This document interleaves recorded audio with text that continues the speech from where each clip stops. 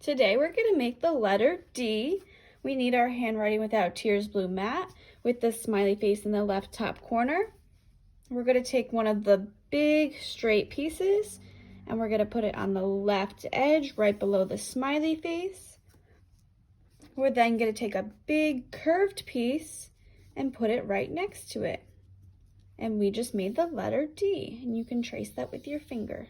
We're now going to make the letter D using our chalkboard. We want to see the smiley face at the left top corner again.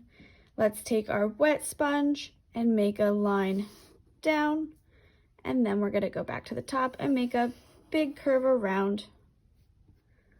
We'll then take our dry sponge and go over that, big line down, big curve around.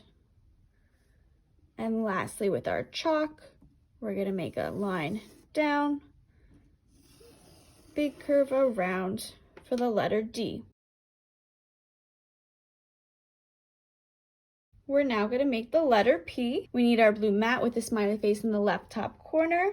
We're going to take a long, big wooden piece and we're going to put it on the left edge for a line down. And then we're going to take a small curved wooden piece and put it right at the top to the right. And we just made the letter P.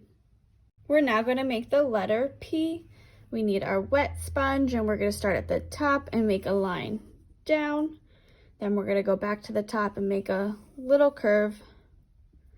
We're going to do the same thing with our dry sponge, line down, back to the top, make a little curve. And last with our chalk, we want to put it in between our fingers to make a line down and a little curve around for the letter P. The next letter is a capital B. We need our blue mat with the smiley face at the left top corner.